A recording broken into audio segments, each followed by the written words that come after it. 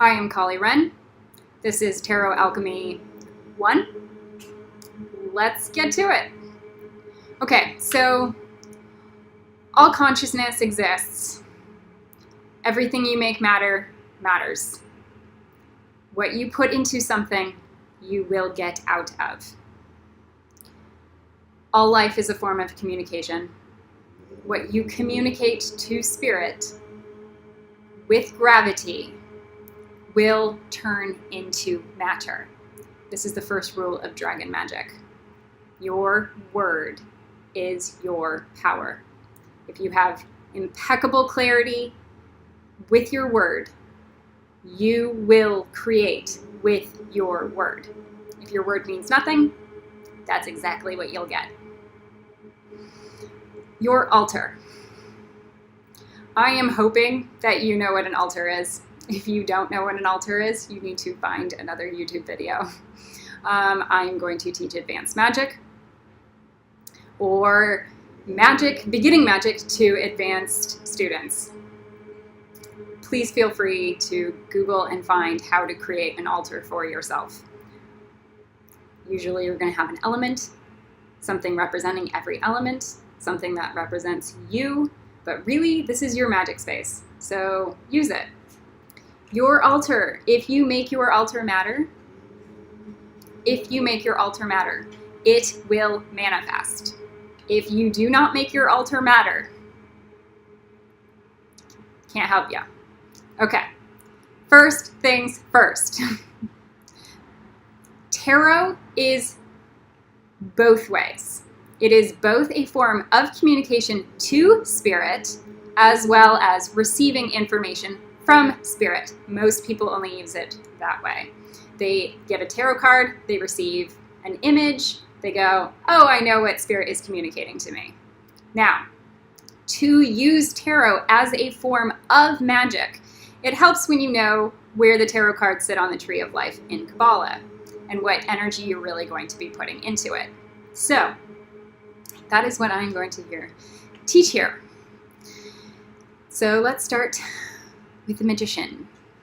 I have a lot of favorite decks. Your deck matters. Which deck you choose matters. Some have a greater connection to the fairy realm. Some have greater connection to the spirit realm. Some have been made by practiced hermeticists.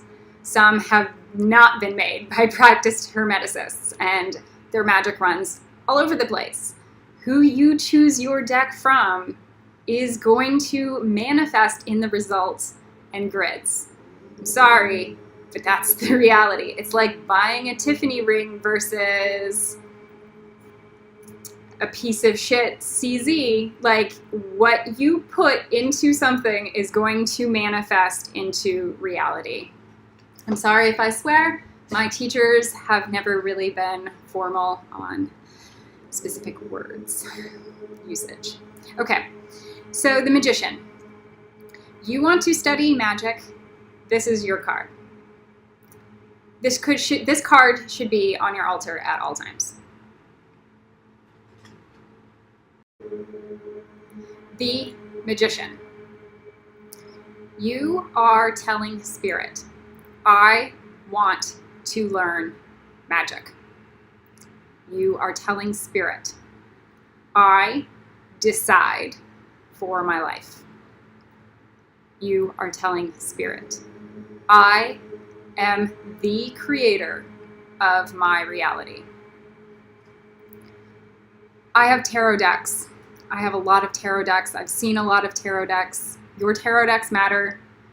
You bond with them, you connect with them.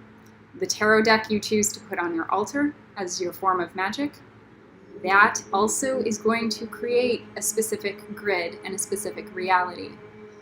When you choose a deck made from an older soul or somebody who has more experience or more structure, that's the grid you are putting on your altar. I love the Rider-Waite deck.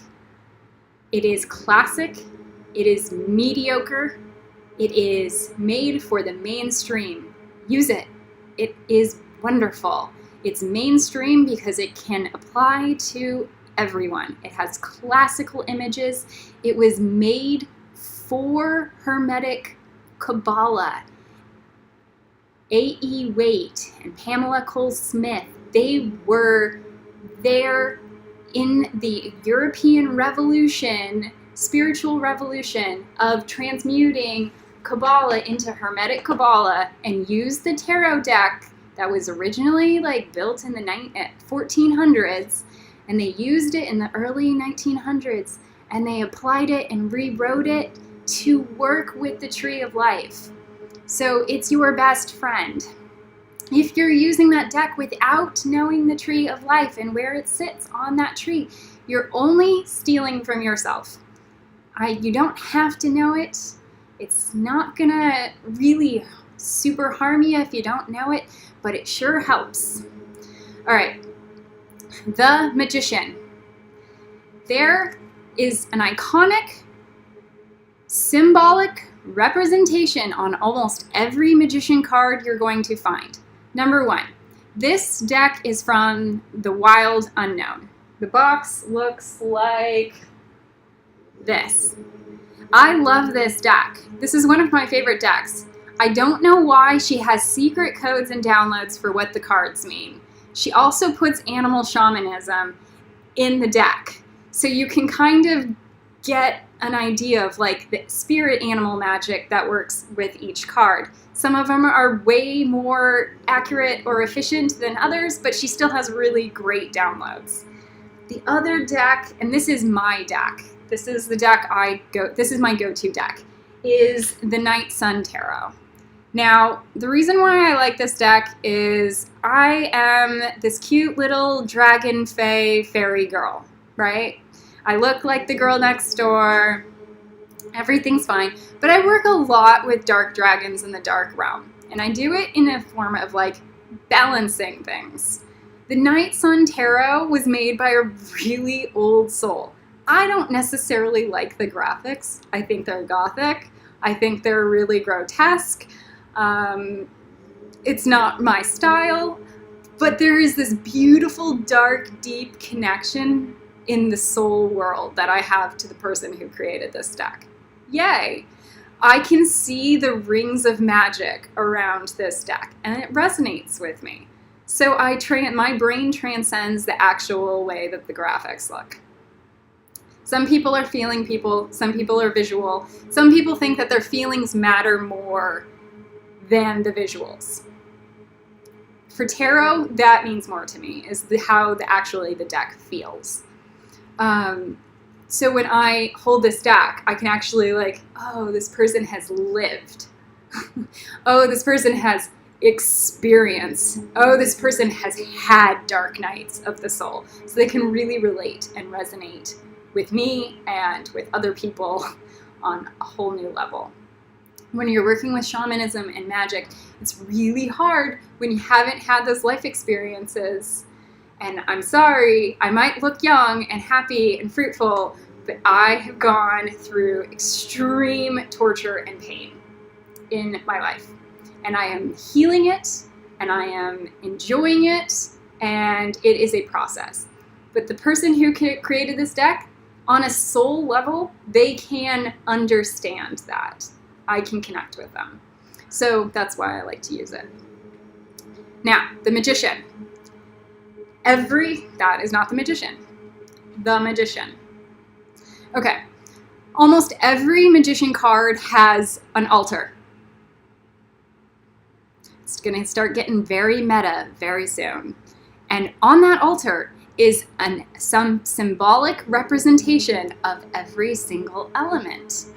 Like the sword being the representation of the element of air. The pentacle being the representation of the element of earth. The cup, the chalice, the representation of the element of water. And the wand, the representation of the element of fire. So, the Magician sitting on your altar desk is just a recursive cycle reminding you are connecting to these elements, that at the end of the day, you are the creator for your reality, and you connect to these elements. It's an both incredibly embarrassing card and an empowering one, depending on how you look at it. Because if you're creating shit, that's your fault. But if you are creating shit so that you can learn good things and how to transcend it, good for you. It's fine. The form of empowerment is, I am the creator of my life. I decide. So if I create a good outcome, that's great. Sometimes we create shit, just like this video and the editing, because we need to learn how to rise above it. So I know QuickTime is freezing on me and cutting out my videos, so it is going to get choppy. All right, so the Magician. The Magician sits from the path, from the crown chakra to Bina, your right brain, which is symbolically where Harry Potter's lightning scar is. So right here is literally the path of the Magician. I wonder why we were so attracted to that. And I wonder if J.K. Rowling actually understood that that's where the Magician sits on the tree, as she put the lightning scar on the lightning path of the Magician card. So using that magic, when you put the Magician card on your altar, you're also receiving like divine lightning initiations for your Harry Potter self. Yay. Now, spirit works a couple ways. We exist in this matrix, and then we exist out of this matrix.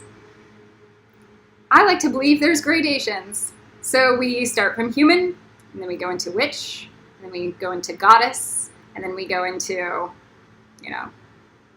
transcendence. But it doesn't go from human to fucking transcendence. Just doesn't. So we're going to start with witch, saying, I am a human, I don't really have control over my life. I am a witch, I have control over my life. I have control over the elements, etc., etc. And then you go, goddess, so now I have control over the elements so much. Like, I can do lots of things from places of abundance and mastery. Oh, in between that space, witch, master, goddess, transcendence, That being a hierarchy, excellent. The Magician, I create my reality. First and foremost. Without that, the rest is futile. All right, for every tarot reading, there is this desire for people who want to understand the realms of health, wealth, and love.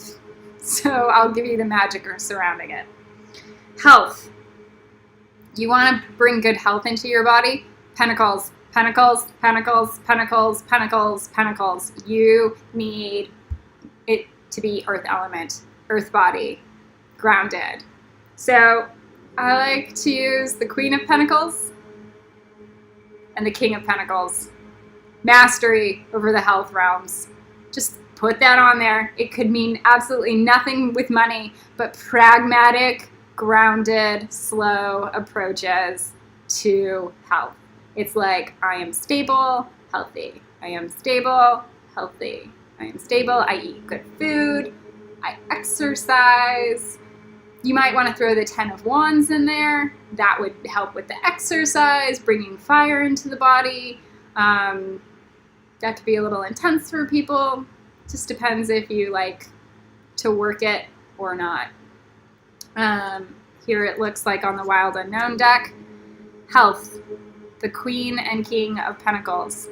On this, they call it the Mother and Father. It's the same card. So, health, deer magic. Now, in deer magic, this relates to your mate. So for animal shamanism, if you want to get this deck and start using this to manifest your mate, this is a good card to use. You'll find out why later. I won't tell you, but I have the grids to tell you. So, King and Queen of Pentacles, health, body, that's why. Wealth, more Pentacles cards.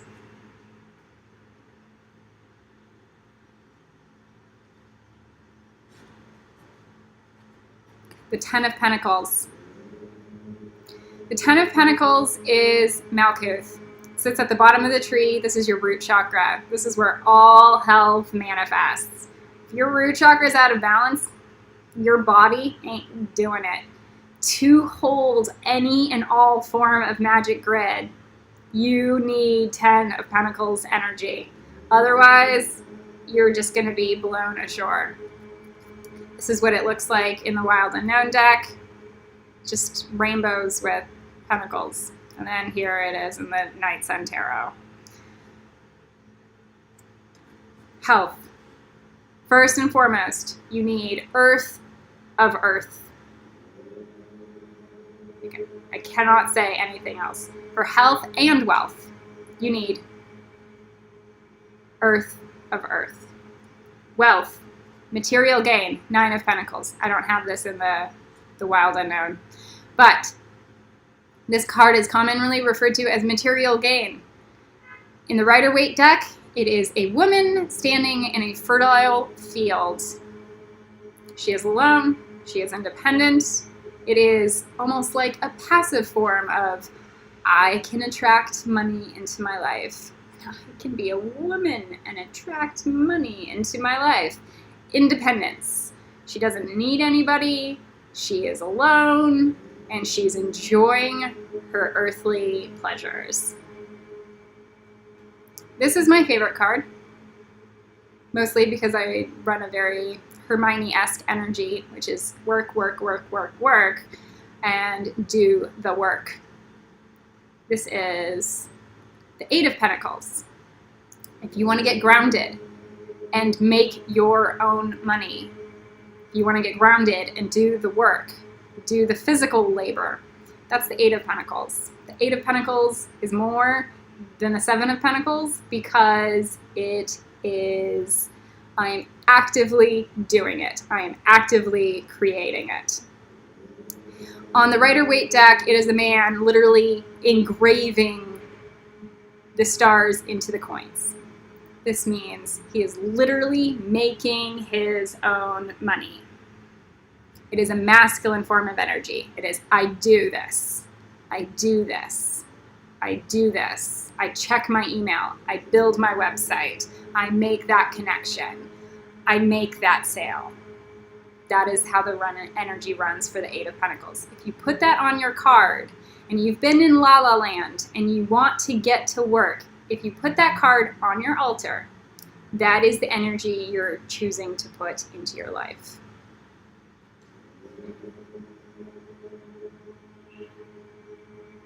Ace of Pentacles. I need a Hail Mary. I need a new stream of income. I need a new outlet. I need a new profession. I need something new. I need it from God. I have no idea how it's going to manifest. I have no idea if I even deserve it. It just needs to come out of thin air. That's the Ace of Pentacles. So, if you need that Hail Mary, Ace of Pentacles. This is a really great card. It also comes with a shadow because it's new. So you might not have any idea how to deal with it. You might have to actually educate yourself on it. It might just be the trickle-down effect of something new coming into your life that is actually going to accumulate into something. It might actually be just God handing you some money. That's great. Out of thin air. The problem is that out of thin air, it's only 1 pentacle instead of 10. 10 of Pentacles, lots of wealth.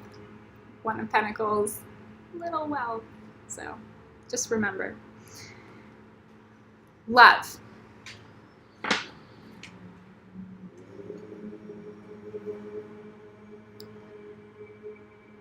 There are 3 cards in the deck that I refer to with love. There is the soulmate card, the mate card, and the marriage card.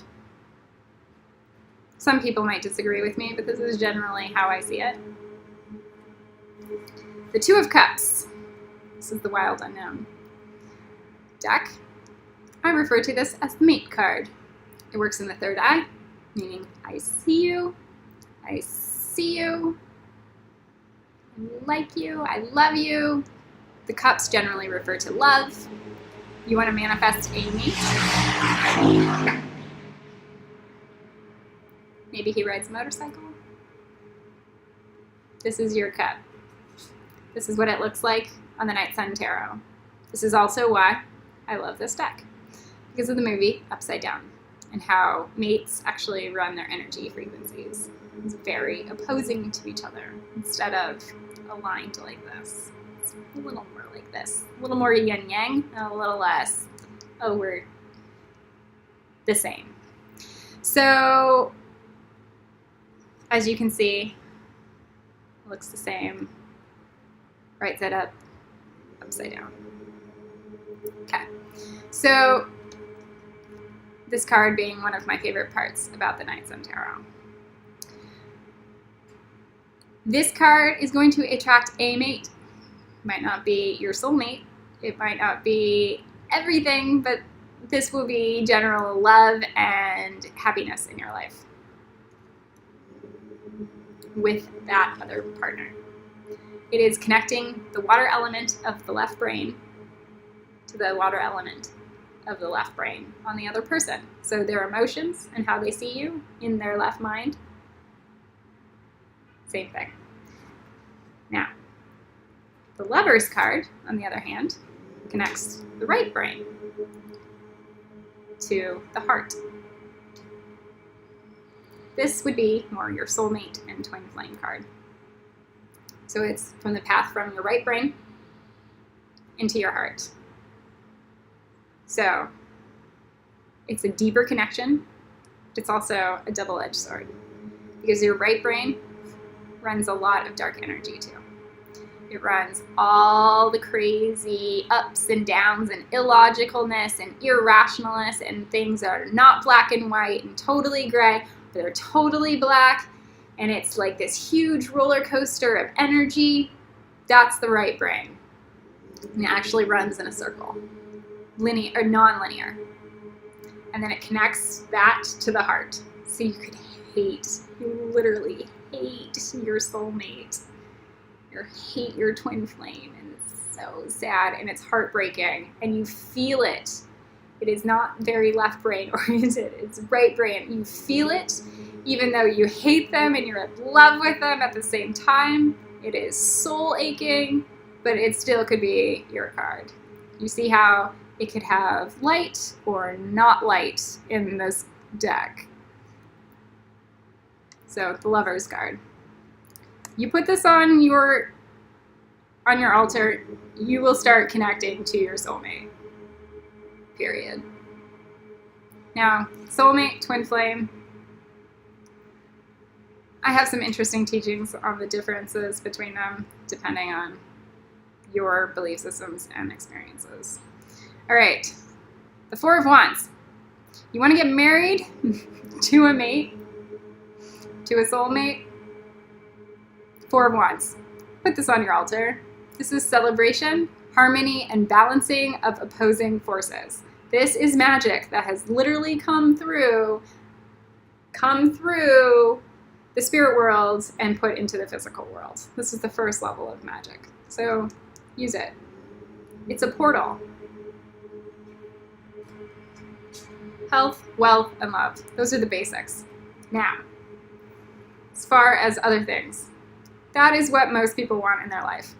If you're a dragon, you want a lot more than just health, wealth, and love. Like nuances and specialities and things that are specific. You want sex? The Star card. Put the Star card on your altar. This is going to connect you to the mermaid magic. This is going to connect you to the fairy realm and very sensual, sexual energy. It will also connect you deeper into your psychicism and magic. Sex.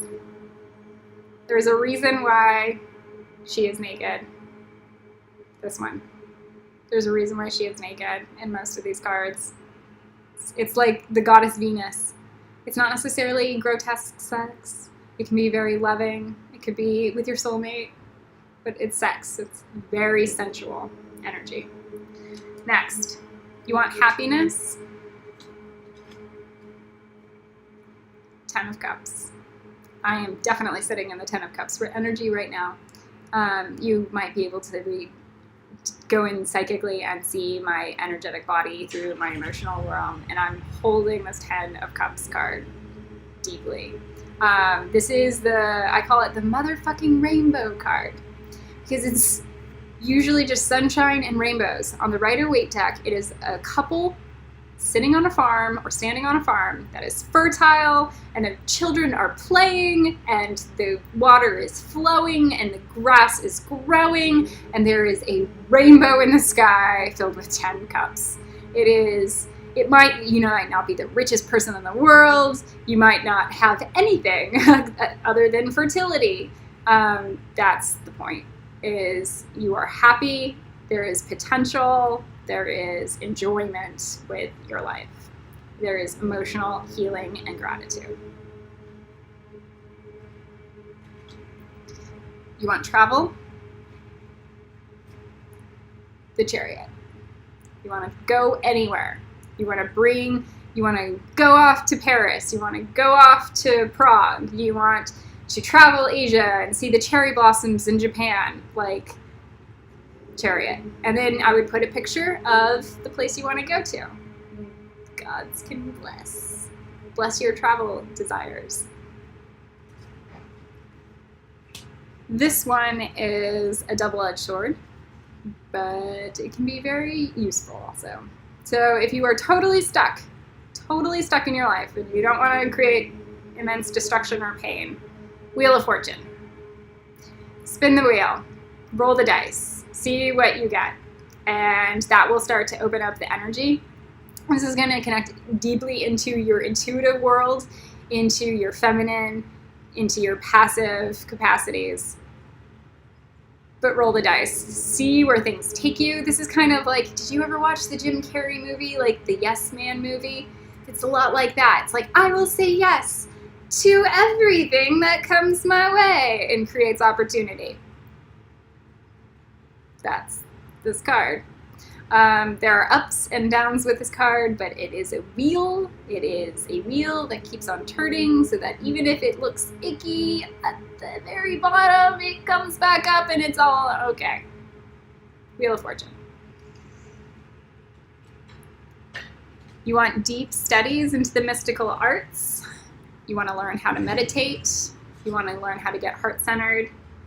The best cards for that is the Hermit.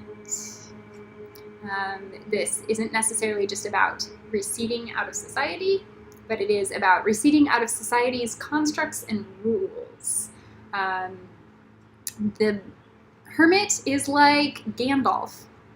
I like to think of him as Gandalf. He is an old wise wizard. He doesn't need anybody. He's not antisocial, and he carries light with him wherever he goes. He is an old wise wizard. Study.